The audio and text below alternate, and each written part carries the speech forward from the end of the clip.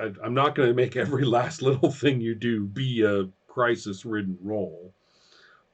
So as far as getting here and being able to get into the place as Hita had more or less envisioned is part of having gotten there successfully.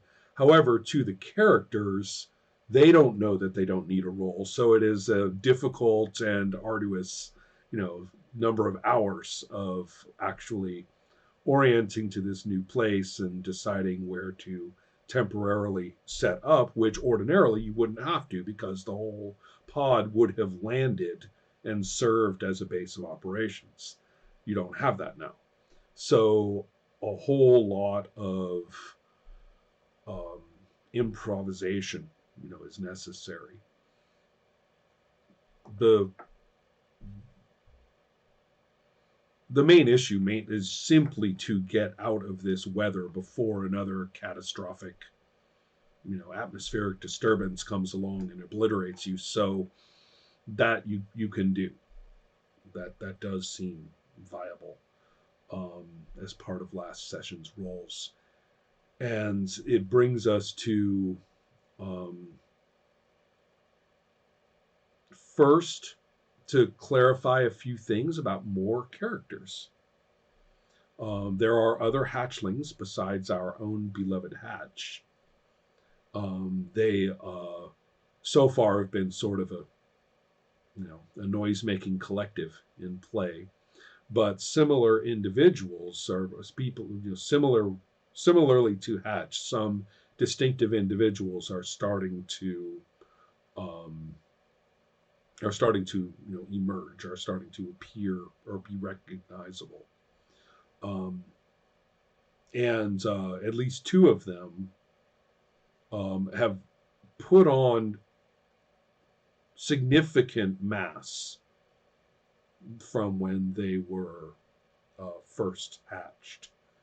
Um, and remember, everybody got their developmental hormones and pheromones and substances to some extent, although nowhere near as scientifically as they would ordinarily do so. And so that's why, as Renee pointed out, a number of them have undergone, at least some degree of metamorphosis. Well, these two clearly put on a fair amount of mass and have for lack of a better word, a somewhat protect annihilate kind of general developing appearance. That's right. One of them has a mustache. Yeah, It's like, hey, right. you're like a little kid with a mustache. He's Right. that kid. um, and then you have this another couple of points. I think probably the one that'll capture everyone's attention once you have time to really think about it is one of the hatchlings who is um, not in a way that's really all that reassuring because it's not doesn't really look correct. Um, the biology isn't really looking correct. Is starting to smell matriarch like. And as I say, that's good at first. It's like, oh, look, potential matriarch, and then it's like, yeah, that doesn't look right. Right. All right. You So, guys have, I think the Hivers have a very clear idea of physically, chemically, socially what a matriarch should be like. And it seems to me as though instead of just having them suddenly develop from a hatchling, we're talking about something that's a lot more nuanced and generational and social, that gets put into place, sort of more like a Pope situation, really, right? You got your cardinals and all that,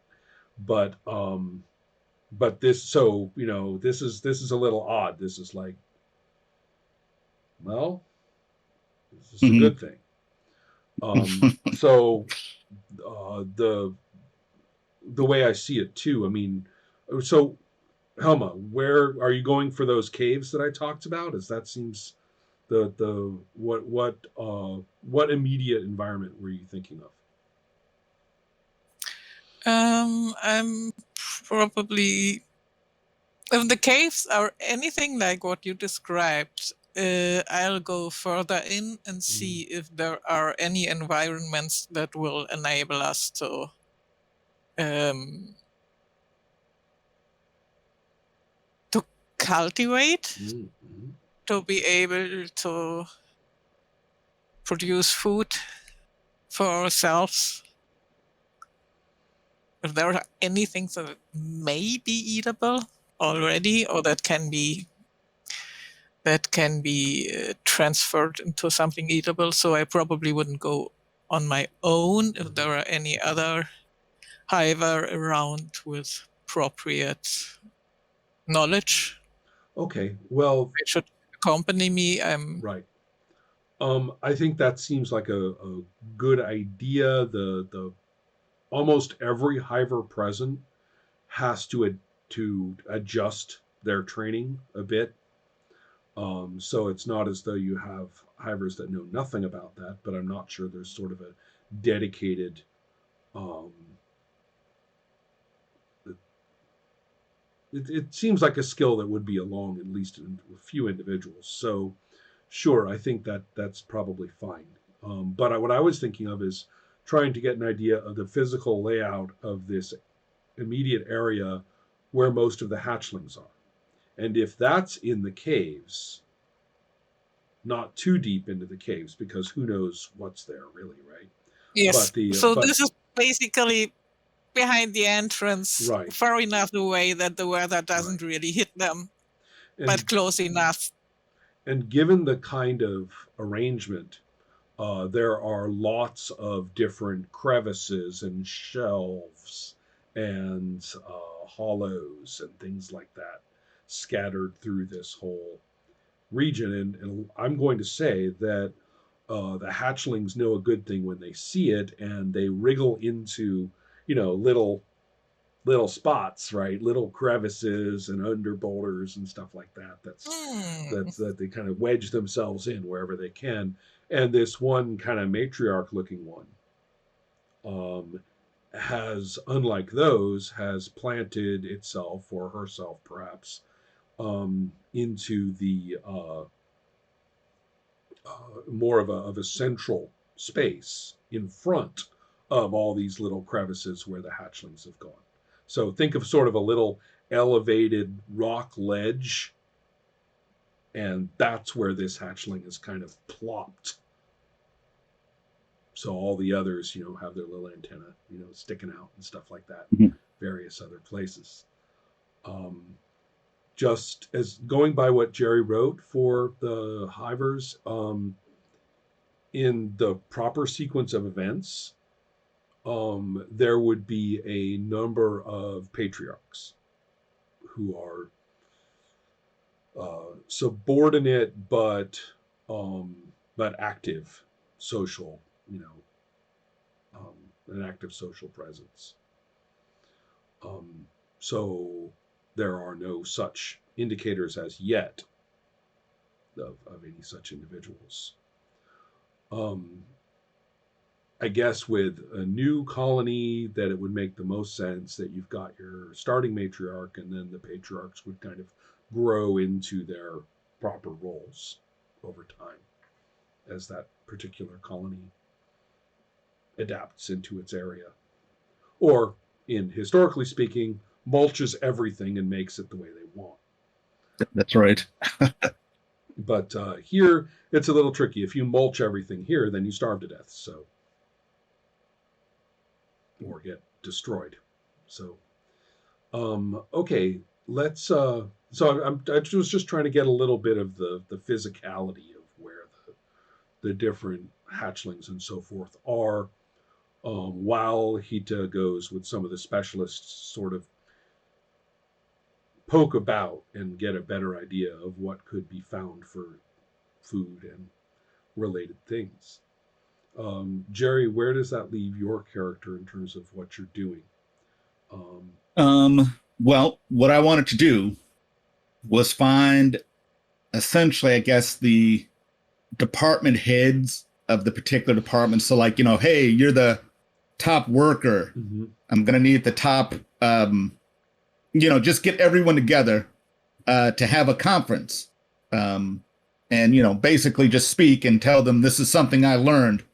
Went away when we went to the conference on. Did that planet ever have a name? The original No, I planet don't that we think so. had the conference.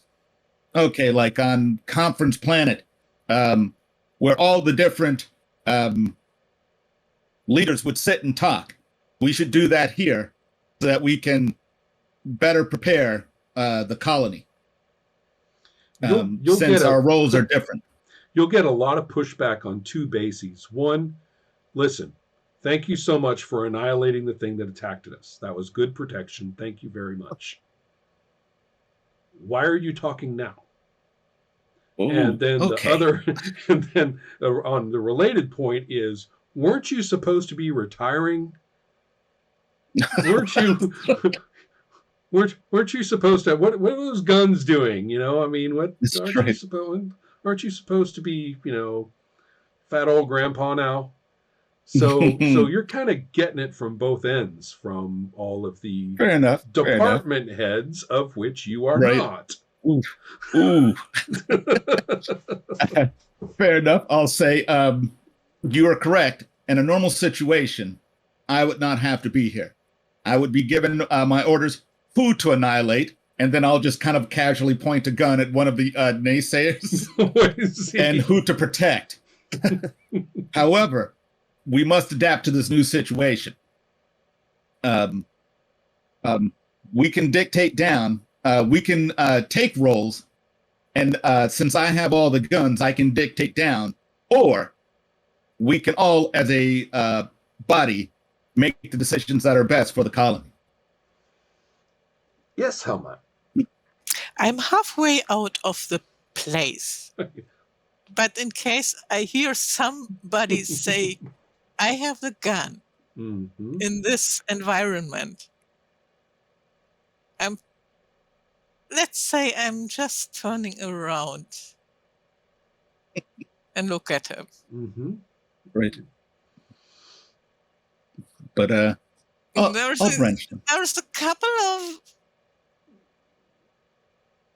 equipment on me that I probably would use to restrain you if you really try something. Because we want to survive here. Absolutely. We do not at this point have an active attack. He's just making a social point, but noted for the future for sure. You're kind of, I kind of like that. The surveyor's kind of physically sizing up the Protector Annihilator and thinking, I could probably take that guy if I repurpose some of my, drills. That's right. So look at right. Yeah. I can grow considerably if I want to. Yeah. I did say you were smaller, but that's at first glance. Right. So let's take it to a roll, Jerry.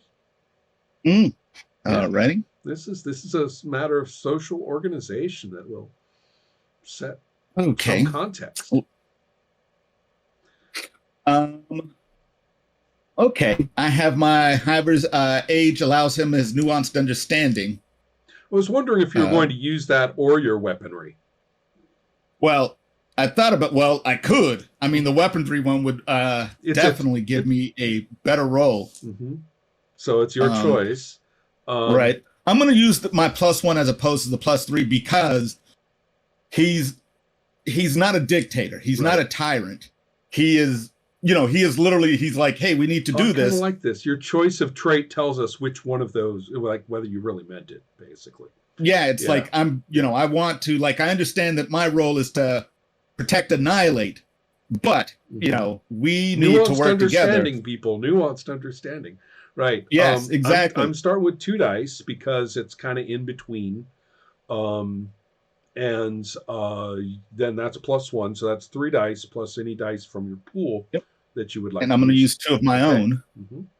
So, yes, I'm trying to get everyone on board so that we can basically repurpose ourselves so that, some of these workers will have to gather food or to assess what supplies we do have, just general, organization. Right. I see your point. Let's see where it goes. Ah, got one success. Would you Telling you, like a Hiver, you're the best. would you like a die, or would you like to tell us about this? Well, no, I would like to die because I would like the die Right? because I'm getting ready to spin this on a new trait. Ooh, yes, yes, of course. So, So I will basically adopt exactly as you say that if I'm gonna do a little interpretation here, which is like you kind of like, well, I've got the guns, and then you're like, and you put them down and say, but I don't want to, and I won't, right? And so the let's really talk about this, and right, you're able to get the to get kind of a multiple opinion viewpoint going, which evolves into everybody doing what you wanted without you laying it down and assigning things, right, and maybe making slightly different choices than you would have made, but they're functional.